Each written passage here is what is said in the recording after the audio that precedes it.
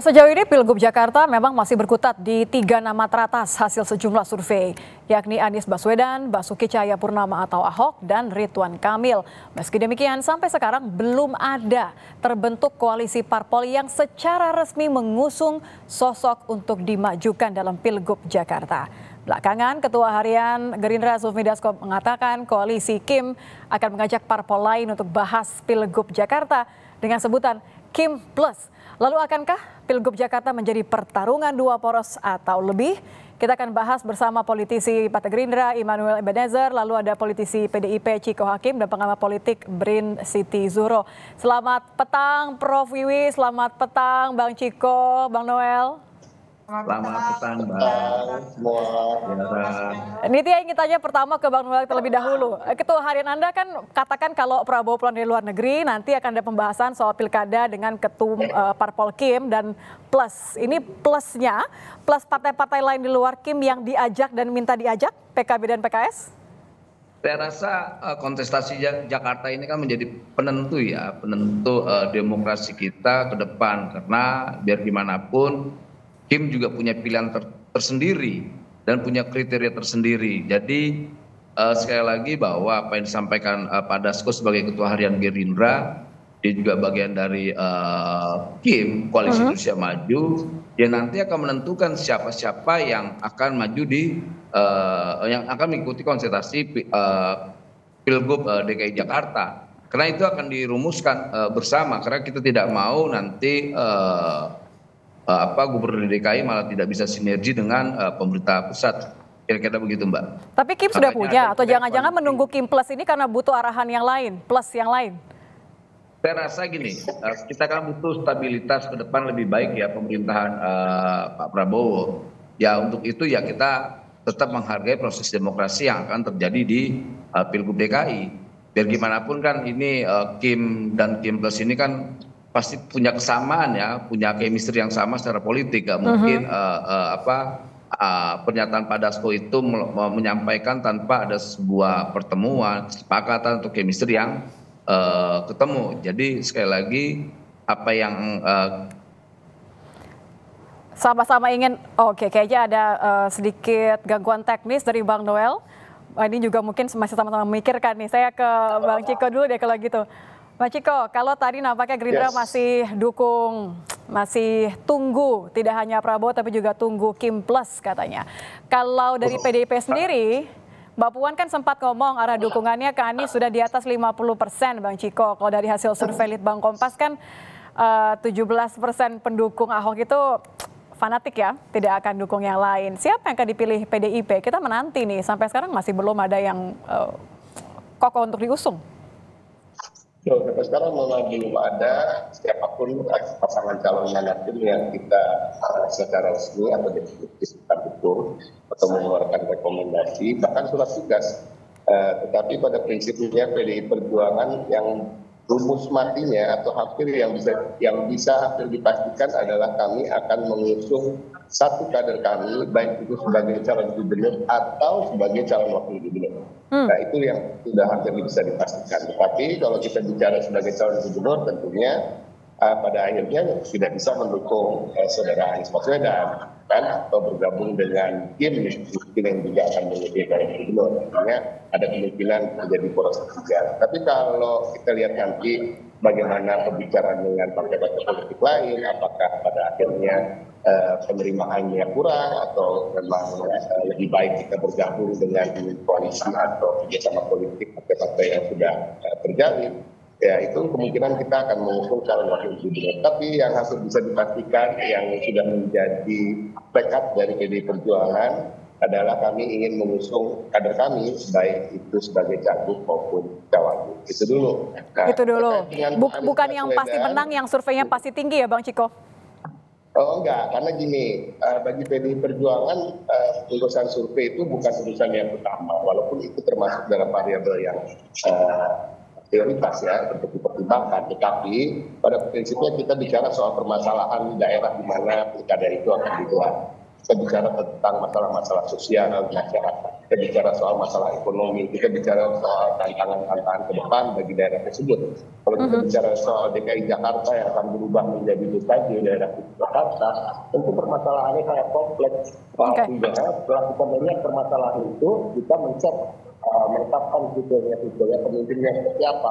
Kita perlu pemimpin yang punya rekam jejak yang baik, kita punya pemimpin yang punya pengalaman, kita membutuhkan pemimpin yang punya pengalaman duduk di pemerintahan di berbagai tempat, di berbagai posisi, sehingga dia dapat memahami terkait administrasi, keuangan, dan lain-lain. Nah, kalau rekam jejak kan artinya dua-duanya juga masih punya ya, Bang Ciko ya. Anies masih punya rekam jejak, dua-duanya Ahok juga masih punya. Nama seperti Ahok muncul, nama seperti Pak Anies juga sempat diusulkan oleh DPD PDI Perjuangan Jakarta. Nah, ini kan karena kita melihat dari sisi kriteria itu tadi. Itu juga nama-nama di kader internal kami seperti Bu Risma, Pak Andika, Pak Pramono Anung, ada juga Pak Jarod, itu juga menjadi pertimbangan bagi kami. Saya pengen ke Prof. Wiwi. Prof, kalau Anda kan selalu mengatakan ini nampaknya bisa jadi ada tambah satu poros lagi. Kalau Anda melihat dari situasi sekarang, di mana semua partai nampaknya masih menunggu, tunggu-tungguan mengusung siapa kemudian atur strategi, Anda melihatnya memang benar seperti apa yang dikatakan oleh Gerindra bahwa akan hanya ada dua poros? Iya, yang dikatakan Mas Dasko itu kan memprediksi ya. Jadi tidak tertutup kemungkinan akan dua poros gitu. Bukan meyakini tapi memprediksi. Karena ini kan masih simulasi-simulasi, ada semacam kepelikan tersendiri gitu ya untuk Jakarta itu, karena ini kok yang sangat tinggi masih Anies Baswedan gitu kan. Mas Noel udah berdoa-doa jangan Mas Anies kan gitu ya. Ada Mas Ridwan Kamil, ada Pak Ahok kan gitu. Tentu masih ada ya dari PDI Perjuangan ini banyak kader-kader handalnya kalau mau. Tapi kan tak satu pun yang kemudian mendapatkan tiket sampai sekarang kan, belum ada yang berani sebut, Prof. Ini masih cair sekali, tapi dalam pengalaman empirik pilkada itu Mbak selalu menunjukkan bahwa partai-partai itu akan mempertimbangkan siapa gitu ya calon kepala daerah yang dipastikan itu bisa memenangkan kan itu. Sementara nanti calon keduanya wakilnya itu biasanya hanya menyempurnakan sebetulnya, menyempurnakan. Kalau bahasanya Anda wakil itu hanya menyempurnakan, maaf saya potong Prof. Kalau jangan-jangan memang ternyata partai-partai ini saat ini terjebak kepada dua pilihan tadi. Surveinya kan yang teratas hanyalah Anies dan juga Ahok. Iya, itu masalahnya. Jadi pilihannya agak pelik ya, khususnya bagi Kim ini mau mencalonkan siapa. Tapi yang lalu itu infonya lamat-lamat menunjukkan bahwa di Kim itu bisa jadi mengusulkan Pak Ridwan Kamil, juga Pak Ahok dan juga Pak Anies. Tiga-tiganya akan dicalonkan gitu. Ya, tiga-tiganya ya. Apakah ini akan disimulasikan sesuai dengan penjelasan dari Mas Dasko tadi itu, ini masih simulasi, masih sangat cair.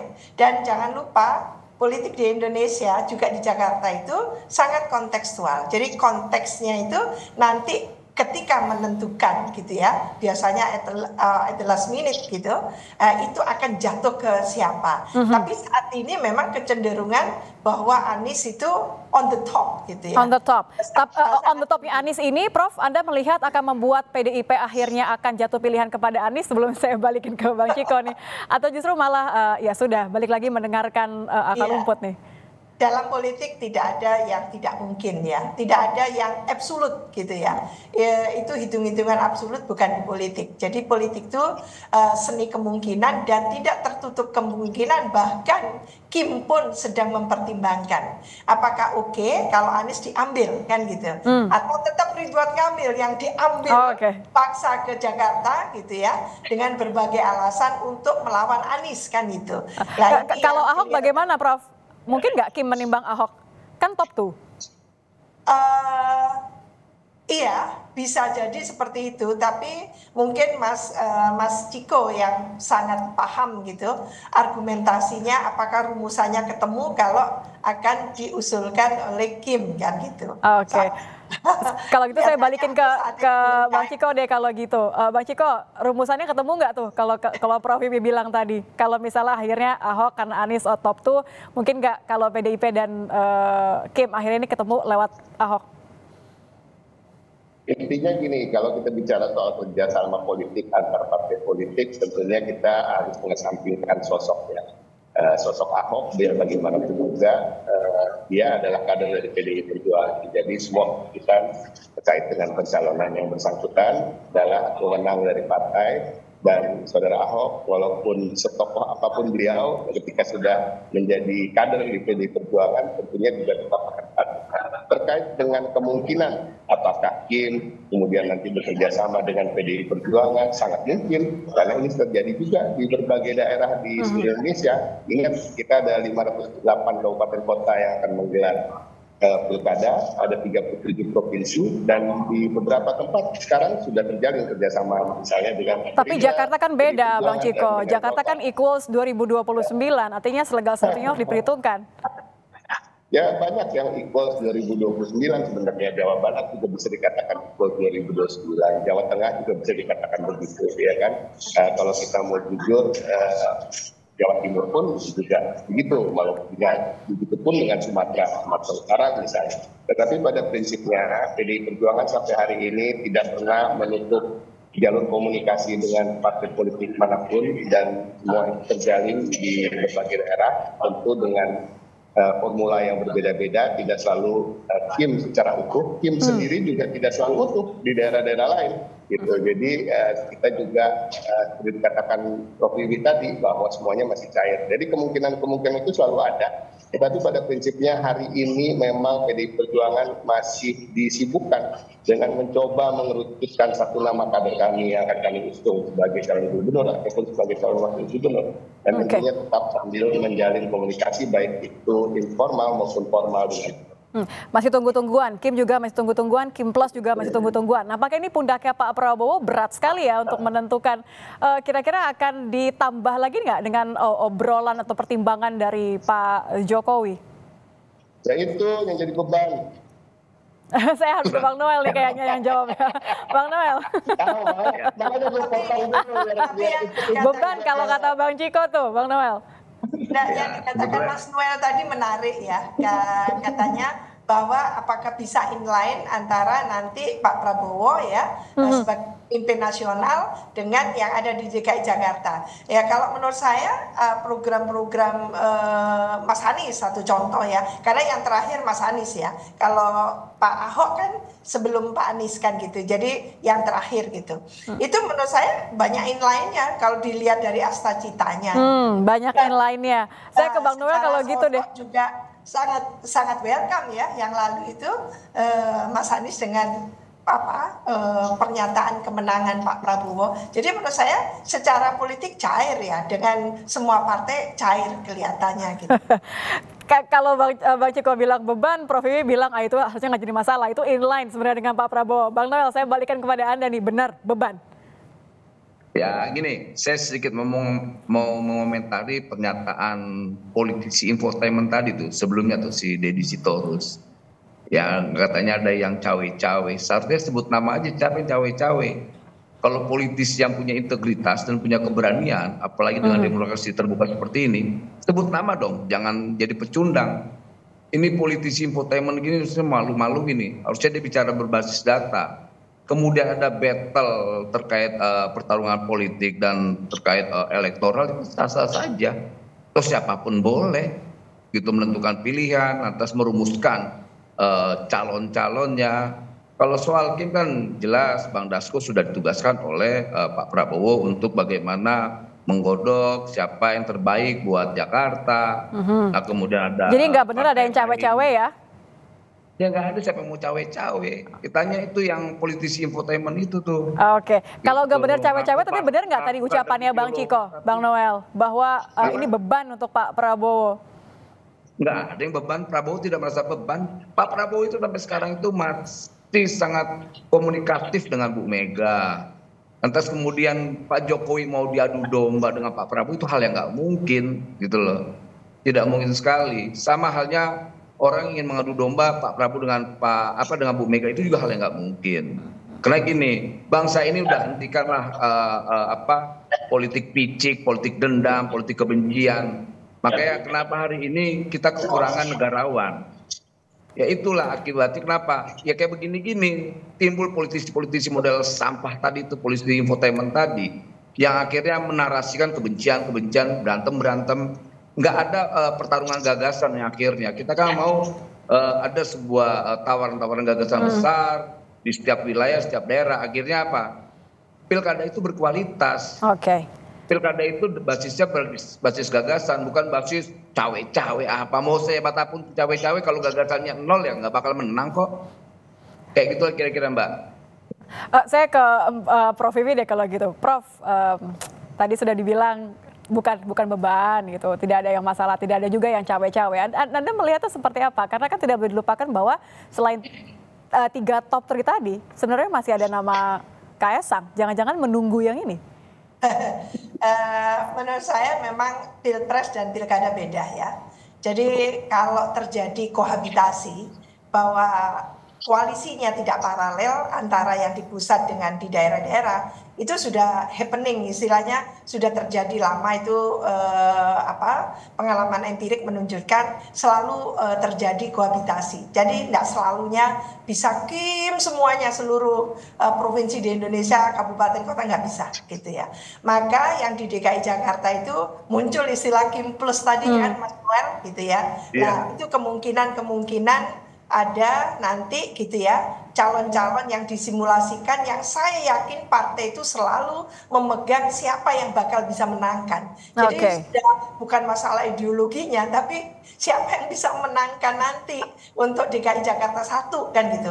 Lah itu yang akan dipegang. Maka ini agak pelik sedikit gitu ya. Apakah Pak Ridwan Kamil dipanggil lagi aja, jangan di Jawa Barat gitu ya, supaya menandingi Mas Anies dan Pak Ahok nanti kan gitu. Kalau begitu Prof, saya potong. Kalau begitu, kalau memang yang nampaknya menjadi pertimbangan utama parpol lagi-lagi adalah kemenangan pada akhirnya, masih kontekstual nggak? Masih relevan nggak untuk kemudian memilih orang yang non Jokowi, tapi karena punya faktor menang?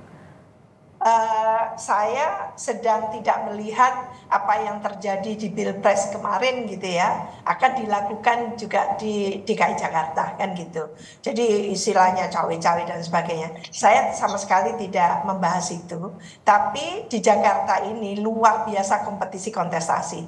Jadi jangan, kan banyak ya yang sudah berargumentasi, beberapa analis politik kita gitu ya. Jangan coba-coba kalau di Jakarta tidak punya kompetensi, tidak punya bekal yang cukup, track record tidak jelas.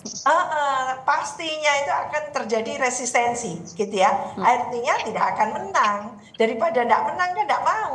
Maka kenapa kayak yang di Jawa Timur saja contohnya, Bu Khofifa masih merajai kan gitu. Termasuk Mas Ciko ini mendukung langsung kan gitu ya. Maka karena apa dia takut. Apa Bang Noel? Merasa takut? Iya, mana yang berani lawan Bu Khofifa lah. Elektabilitas tinggi, kerjanya sudah nyata ketahuan. Gitu, nah kayak gitu. Jadi rakyat itu punya standar pilihannya tadi. Itu kan kalau melawan Khofifa. Kalau di Jakarta siapa yang takut melawan siapa nih, Bang Noel? Ada sosok itu nggak? Nggak ada yang mesti ditakuti. Tidak ada yang ditakuti ya? Demokrasinya berjalan dengan baik. Kalau Jakarta, kalau kita lihat dari hasil survei, ini saya potong ya, Anies Baswedan pun tidak begitu mudah akan melenggang untuk menang. Karena dikatakan dia selalu berada di atas, tapi di atasnya itu nggak pernah di atas 35%. Jadi belum ada yang di atas 40%, apalagi 50%, yang dimana kalau sudah di atas 50%, barulah kita bisa berpikir bahwa ini adalah calon yang sangat kuat. Kalau kita bicara soal Anies Baswedan, sebenarnya pemilihan dari calon wakil gubernur sangat penting bagi dia. Begitu juga pemilihan partai-partai politik yang akan diajak kerjasama untuk mendukung yang bersangkutan. Jadi kalau misalnya nih seperti sekarang rumusnya PKS maunya Anies dan Sohibul Iman, saya bisa meyakini bahwa ini kemungkinan kalahnya sangat besar. Gitu. Jadi sebenarnya Oke, baik. artinya tidak ada calon satupun yang bisa dapat mudah melenggang. Belum ada satupun yang nampaknya juga masih mendapatkan golden ticket dari partai manapun. Terima kasih sudah bergabung bersama kami di Koma Petang, Bang Noel, Bang Ciko, dan juga Prof. Wiwi. Selamat petang. Terima kasih. Mbak Titi, Ciko.